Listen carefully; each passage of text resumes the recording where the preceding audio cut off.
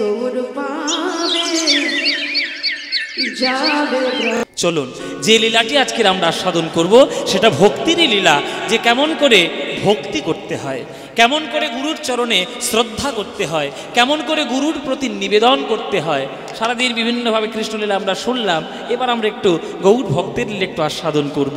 চলুন আমরা আস্বাদন করব গদাধর প্রভুর পুনর্জন্ম লীলা আস্বাদন করব। গদাধর প্রভুর পুনর্জন্ম, পঞ্চতত্ত্বের যে গদাধর মহাপ্রভুর বাম দিকে যিনি থাকেন, সেই গদাধরের পুনর্জন্ম আজকের আস্বাদন করব। পঞ্চতত্ত্ব কি মায়েরা? নিশ্চয়ই তোমাদের বাড়িতে ছবি আছে।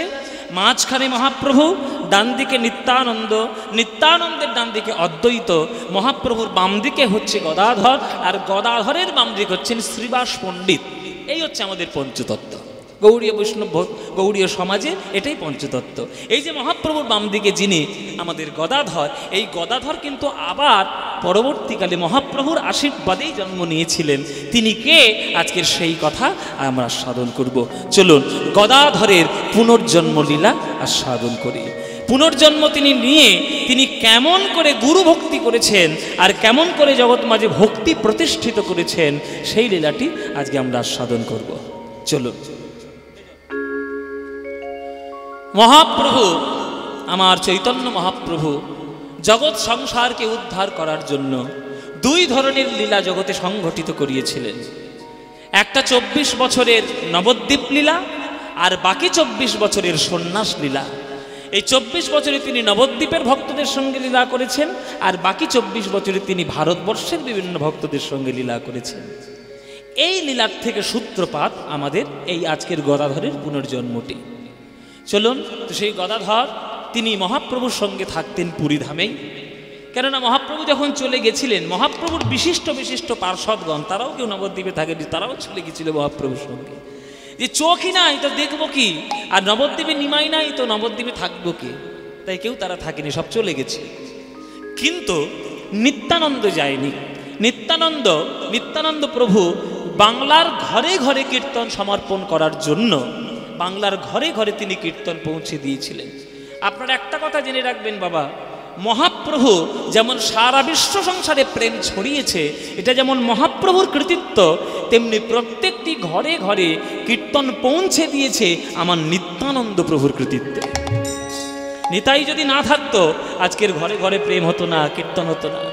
তিনি নিজেই সংসার করেছিলেন, পরে করে ঘরে ঘরে প্রেম দিয়েছেন যে তোরা কর হরিনাম, হরিনাম ছাড়া কোনো গতি নাই। এই নিত্যানন্দ প্রভু প্রত্যেক বছর দেখতে যেতেন। তো সবাই মহাপ্রভুকে দেখার জন্য প্রত্যেক বছর পুরী ধামে সবাই যেতেন রথের সময়। আপনারা সবাই জানেন যে রথের সময় মহাপ্রভুকে দেখলে রথও যেমন দেখা হলো, কলাটাও বেচা হলো, এক কাজে দুই পাখি হয়ে গেল। এক ঢেড়ে দুই পাখি। অচল জগন্নাথ মন্দিরের মধ্যেও দেখা হলো, আর সচল জগন্নাথ মহাপ্রভু বাইরে রয়েছে, সবাই মিলে দেখা হলো। এই চল, এই সবাই মিলে চল চল চল চল মহাপ্রভুকে দেখে আসে। আর আগেকার দিনে পুরীতে যাওয়া মানে অন্তত খুব কম করে হলো 3 মাসের ধাক্কা। কেননা এখনকার দিনের মতো দুরন্ত এক্সপ্রেস ছিল না যে আপনি সকাল সন্ধ্যে বসবেন আর সকালে নেমে যাবেন, এটা আগেকার দিনে ছিল না। আগেকার দিনে হেঁটে হেঁটে যেতে হতো, আর হেঁটে হেঁটে মোটামুটি যাওয়ার পথে রাস্তায় নদী পড়তো। তো মোটামুটি যাওয়া আসা আর মেলা দেখা, রথ দেখা টাকা সব কিছু মিলিয়ে মোটামুটি 3 মাসের কারবার। ওই জন্য আষাঢ় মাসে যদি রথ হয়, তাহলে মোটামুটি বৈশাখ মাসের শেষের দিকে নবদ্বীপের লোকেরা বেরোতেন আর ফিরতেন সেই শ্রাবণ মাসে। এইরকম সময়টা ধরে আগেকার দিনে পুরীতে যেতে হতো প্রচুর, হেঁটে হেঁটে যেতে হতো। তো যাদের বেশি পয়সা তারা গরুর গাড়ি নিয়ে যাবে, কিন্তু অত দূর গরুর গাড়ি নিয়ে যাওয়া খুব সমস্যাজনক ব্যাপার। যাই হোক, তা প্রভু চলেছেন, প্রভুর কাছে দেখার জন্য নবদ্বীপবাসী চলেছেন। চলো তাহলে আমরাও একটু পুরীধামে যাই, গিয়ে প্রভুকে একটু দেখি যে প্রভু কোথায় রয়েছে। এই চলো চলো চলো, সবাই মিলে চলো গো পুরীধামে যাই। এখানে যারা গান শুনছো কারা পুরী গেছো হাত তোলো দেখি। পুরী কারা গেছো? যারা যারা পুরী গেছো হাত তুলবে। বাহ, তো মোটামুটি পুরীতে গেছে। পুরীতে কাকে দেখার জন্য গেছিলে মায়েরা?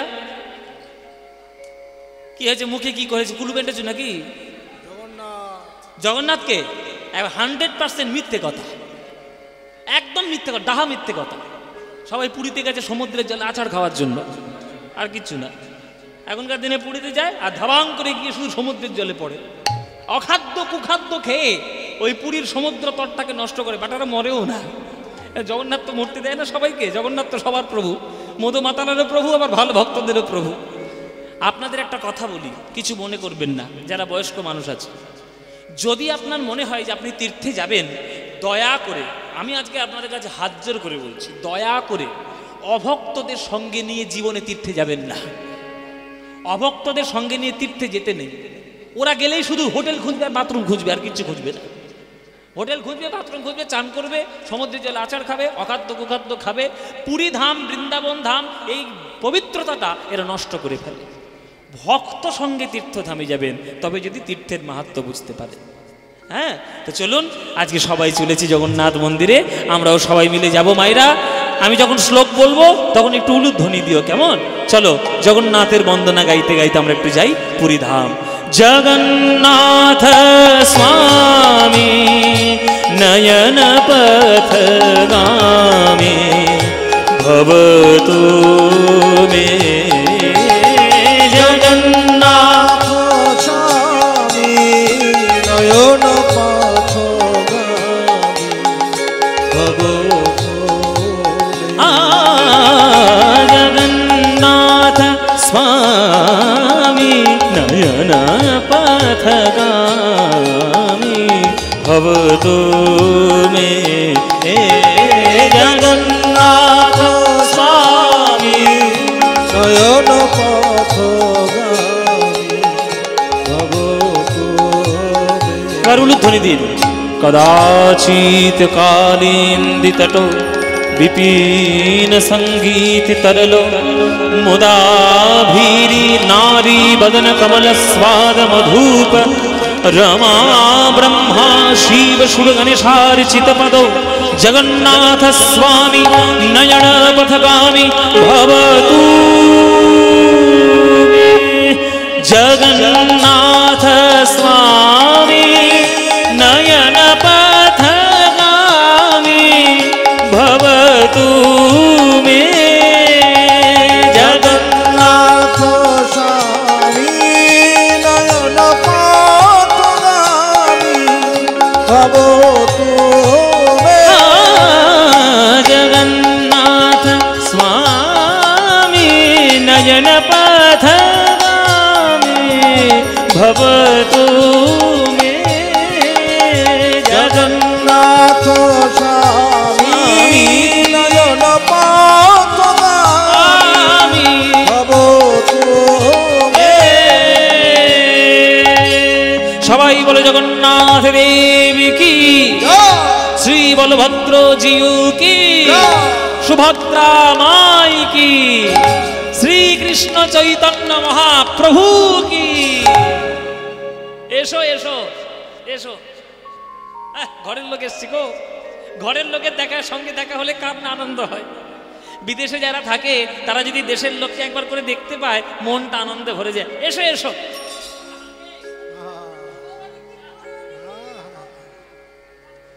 খুব আনন্দ, সবার সঙ্গে দেখা হচ্ছে। একই তুমি আবার এসছো? তোমাকে না কতবার বলেছি তুমি আসবে না, কেন এসছো?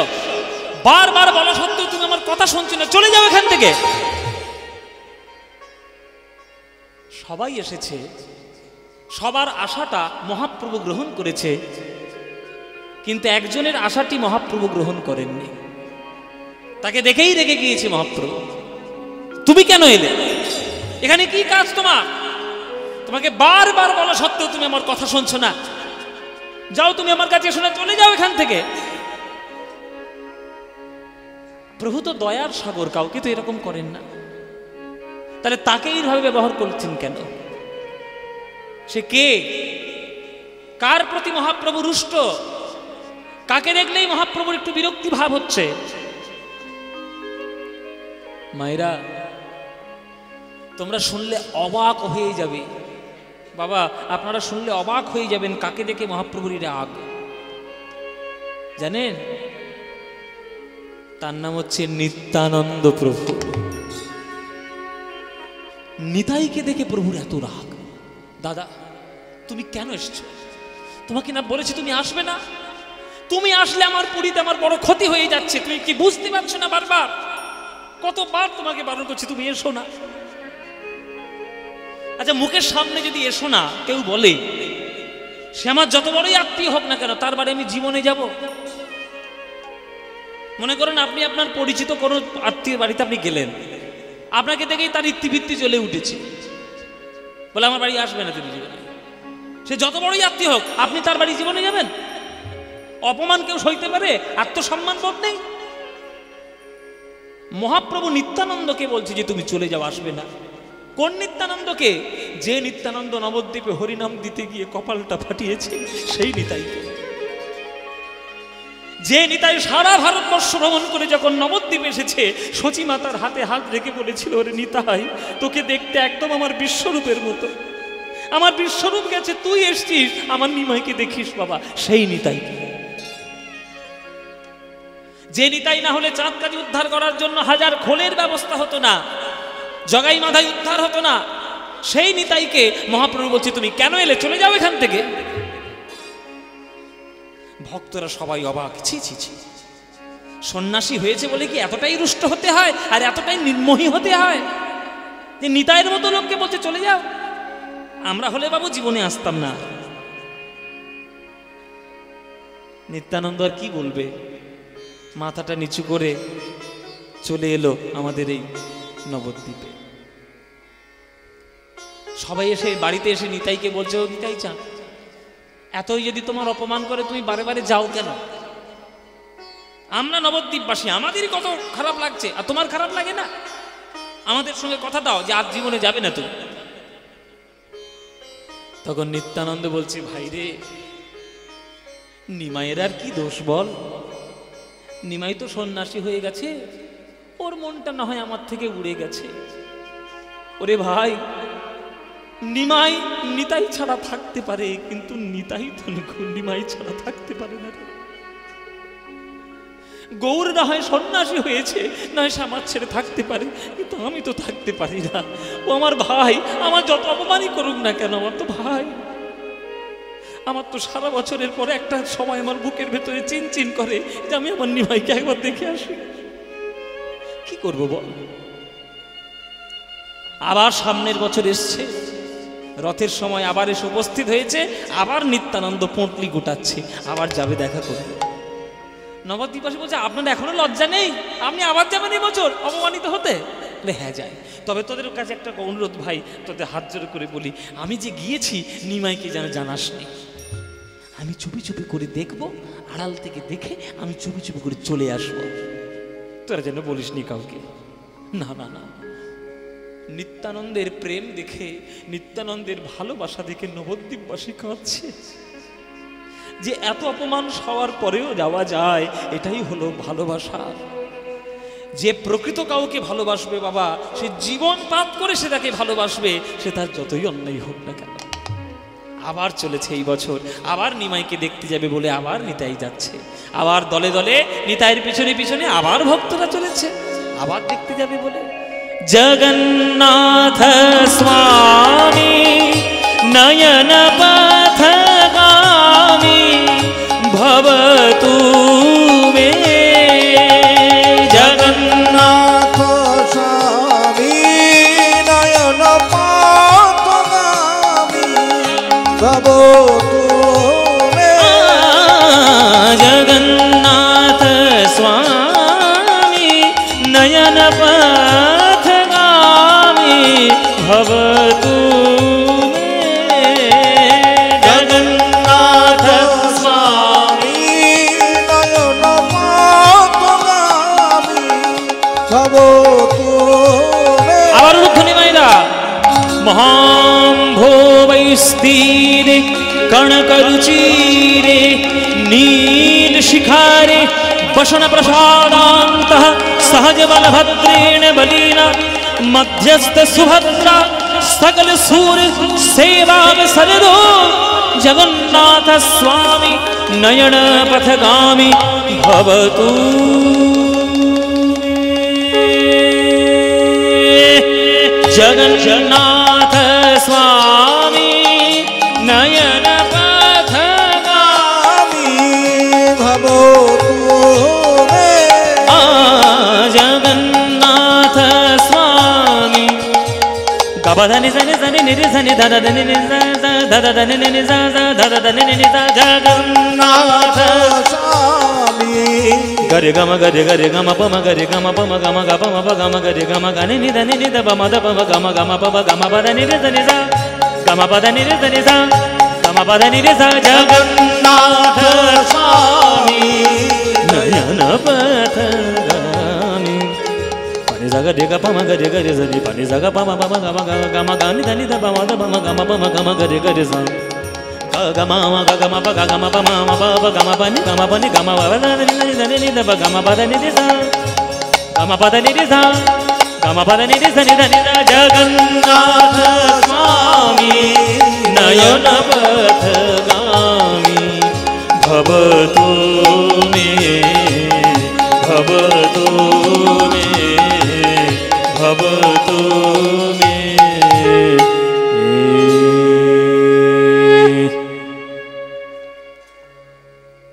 আজকের নিতাই আর নিমাইয়ের কাছে গেলেন না, আজকের উঠেছে একটা ভক্তের কাছে।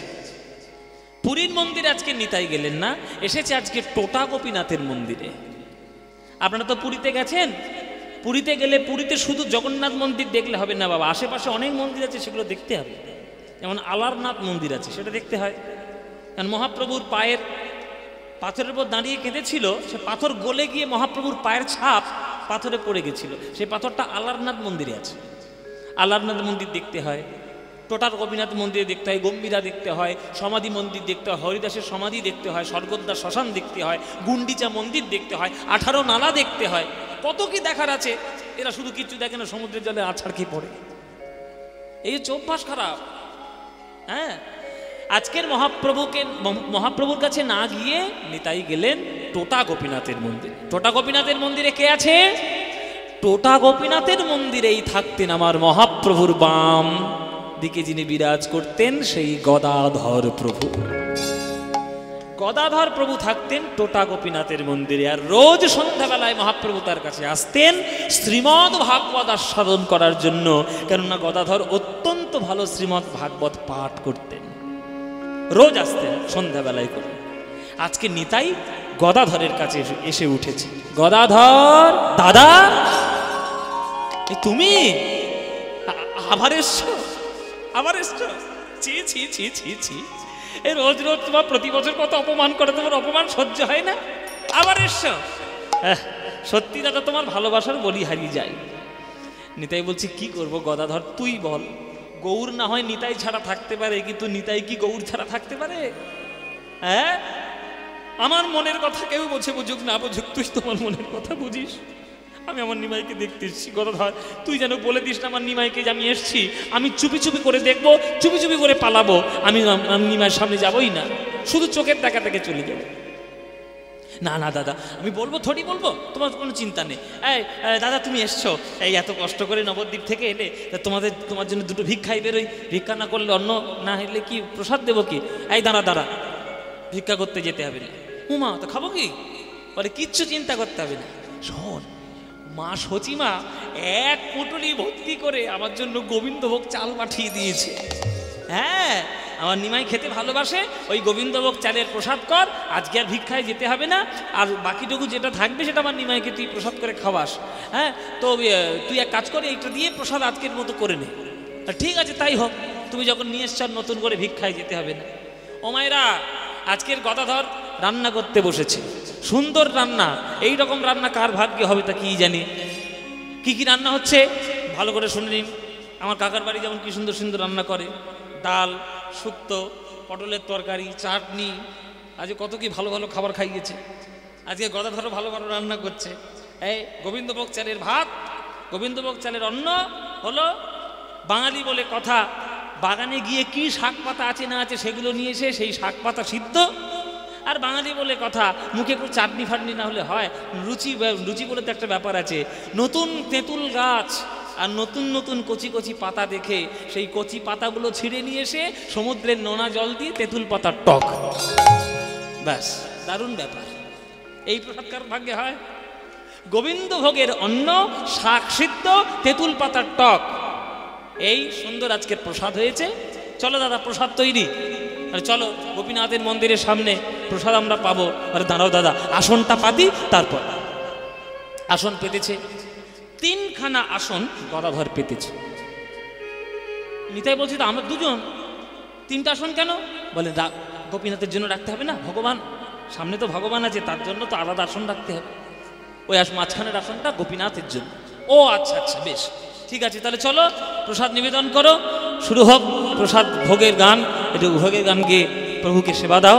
চলো, আজকের গদাধর প্রসাদ সেবার জন্য গান ধরেছে।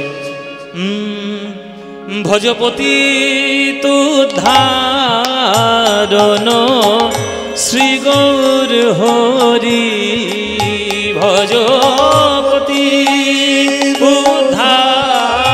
ধনী মায়েরা হরিব, শ্রী গৌর হরি, ভজপতি তুদ্ধারণ শ্রী গৌর হরি, ভজপতি উদ্ধারণ শ্রী গৌর হরি। আমার শ্রী গৌর হরি নবদ্বীপ বিহারী, শ্রী গৌর হরি নবদ্বীপ বিহারী। এখানে দুপুরবেলা ভোগের গান হয় তো? হয় কি গো, তোমরা তো তোমাদের ঘরের লোক, হয়তো এই গানটা হয়তো, এই গানটা না গাইলে মহাপ্রভুর ভোগ নিবেদন হবে না। এই গান হচ্ছে মহাপ্রভুর ভোগারতির গান। আর এই গান সব থেকে শ্রেষ্ঠ গায় বীরভূমের লোকেরা। বীরভূমে এই গানটা যত সুন্দর করে গায় অন্য কোনো জেলায় গাওয়া হয় না। এত সুন্দরভাবে গেয়ে বিস্তার করে করে আখর যোগ করতে করতে এত সুন্দর গায় না, আহা। আমি শুনেছিলাম একবার নানুর চণ্ডীদাসের গানে গেছিলাম, গিয়ে শুনেছিলাম 1 ঘন্টা ধরে একটা ভোগের গান হচ্ছে। 1 ঘন্টা একটা গান 1 ঘন্টা হচ্ছে, মানে এত ভাব, এত আখর, এত ভক্তি সংযোজন। দেখুন সেই সুরটা আপনাদের একটু শোনাই। শ্রী গৌর হরি নবদ্বীপ বিহারী, শ্রী গৌর হরি নবদ্বীপ বিহারী। আহারে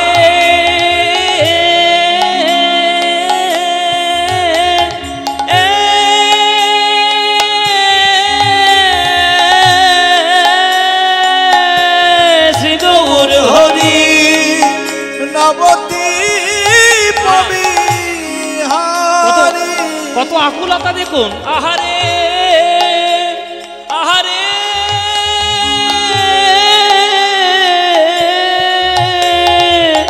শ্রী গৌর হরি নবদ্বীপ বিহারী, দীন দয়াময় হিতকারী, ভজপতি নিতাই গৌর হরি হরি শ্রী গৌর হরি, ভজপতি তুদ্ধারণ শ্রী গৌর হরি। বাহ বাহ গদাধর, কি সুন্দর গাইছিস রে, হরি বল হরি বল। আহা, এসো এসো মহাপ্রভু আমি করি নিবেদন, এসো এসো মহাপ্রভু করি নিবেদন, আমার প্রভু এসো এসো মহা।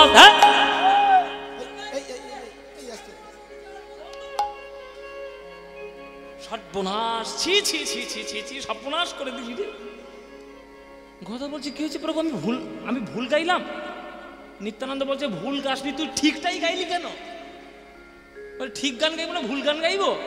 বলে সর্বনাশ, আমি নিমাইয়ের কাছে ফাঁকি দেবো বলে এসছি, নিমাইকে যাতে আমি চুপি চুপি করে দেখি, আর তুই গানের মধ্যে ডাকছিস এসো এসো মহাপ্রভু। সর্বনাশ হবে কি জানিস, অন্তর্যামী মহাপ্রভু যদি একবার জানতে পারে এখানে চলে আসবে। চুরি করবো বলে আমি এসছি গৃহস্থের বাড়িতে, এখন চুরি করতে গিয়ে ধরা পড়লে কি হবে? বন্ধ কর গান, বন্ধ কর, একবার একদম বন্ধ কর। তখন গদাধর বলছে প্রভু পদের মধ্যেই তো রয়েছে, তা আমি কি করব? পদাবলীর মধ্যেই তো রয়েছে এসো এসো মহাপ্রভু করি নিবেদন, হ্যাঁ তা আমি কি করব? বলে যেখানে যেখানে নিমায়ের নাম আছে মহাপ্রভু বসেছে সেখানে হুম করে গাইবে। নাম আছে। আশ্চর্য। বলে সেখানে হু করে গাবি, হু করে বলে দিবি, মুখ মুখ মুখ উচ্চারণই করবি না। হ্যাঁ ঠিক আছে, তাহলে এসো এসো করি নিবেদন, এসো এসো